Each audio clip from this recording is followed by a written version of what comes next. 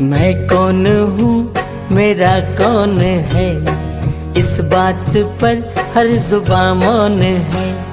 मैं कौन हूँ, मेरा कौन है, इस बात पर हर जुबां मौन है। मेरे बाबा ने मुझको बताया, मेरी दादी ने है गीत गाया, दो शब्दों में सारे ज्ञान का सारा सार समाया।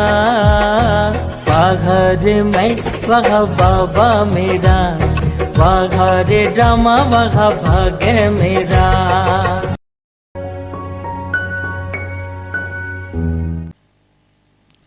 इतना समझा है, वो जो कुछ कर सकता है कोई नहीं कर सकता है। जितना हमको वो प्यार कर सकता है कोई नहीं कर सकता। जितना वो हमको खुशी दे सकता है कोई नहीं दे सकता है। विश्वास सदा सुखी बनाता है।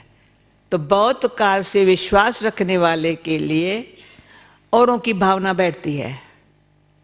खुद निश्चय के बल से निश्चय, बुद्धि निश्चय वाली बनाई ज्ञान से, अच्छी तरह से, योग से। ज्ञान कहता है योग युक्त रहो, तो बुद्धि निश्चय वाली, कभी डाउट उठता ही नहीं है, कोई बात भी नहीं उठे, कभी नहीं उठे। डाउट आया ना तो सारा अंदर जो मिला ना बाबा का, वो जैसे चला गया, डाउट नहीं चले। पर निश्चय इतना कुछ भी हो जाए, बुद्धि हलचल में आती नहीं है। जिसको निश्चय खुद कम है ना, तो उसके बुद्धि को हलचल में लाने वाला कोई थोड़ा भी हिलाएगा ना, हाँ हाँ हाँ तू राइट है। और कोई निश्चय वाला जो है, संशय वाले को कैसी दी सुनाएगा, चिप क्या बता रहा है तुम। इतना अंदर बुद्धि को अटल निश्चय वाला, अटूट निश्चय बनाना मेरा पर्सनल काम है। समझते हैं हम भगवान के सुनने वाले बच्चे और किसकी क्या सुनेंगे। कौन हमारा सोचेगा, हमारा भला? कोई नहीं सोचेगा हमारा भला। जो हमारे लिए भला सोचने वाला है वो एक मेरा बाबा है। अंदर से एक मेरा बाबा है, शांत कर। एक मेरा, अपन को भी कहते हैं मन को, शांत कर, एक मेरा बाबा है, चुप। इतना महावीर महारथी बनना, तो मैं लाखों क्या करोड़ों के इसमें एक हूं, पर जिनके निमित्त बनूं ना, वो एक एक लाखों के। तो एक तो स्वयं को निमित्ता स्वरूप बनाना है, पर निमित्त ऐसा बनना है जो उनको देख अनेकों को अच्छा बाबा के लिए बड़ा प्यार पैदा हुए।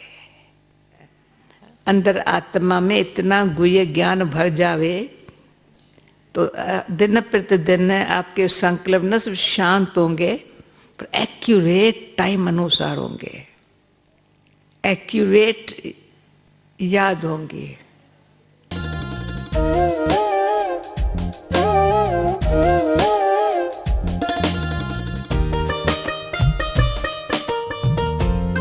लेकिन दादी जी के अंदर वो सभी कलाएं जी, जैसे कहा जाता है सर्व गुण संपन्न हो और सर्व कला संपूर्ण हो। जी, तो जिसके अंदर सब कलाएं हो तो नेचुरली कहीं भी जाएगा तो ऑटोमेटिकली, बोलने की तो बात छोड़ें, उसके देखने से ही, उसके सानिध्य से ही व्यक्ति के अंदर बहुत बड़ी शक्ति आती है, एक जादुई ताकत आती है। जी, तो इसलिए दादी जी की ये पर्सनैलिटी थी, क्योंकि जैसे शुरू में ही बाबा ने उनको देख करके ये विदेही जनक है, हाँ, जो अपने देह में रहता ही नहीं, देह का केवल माध्यम यूज करता है। तो वो जो उनकी प्योरेस्ट स्पिरिचुअल पर्सनैलिटी थी, जी, जिसको लोग कहते हैं भगवान ने अपने छवि में मनुष्य को घड़ा, जी, तो परमात्मा ने जिनको स्वयं घड़ा था, हाँ जी, तो उनका आना तो क्या,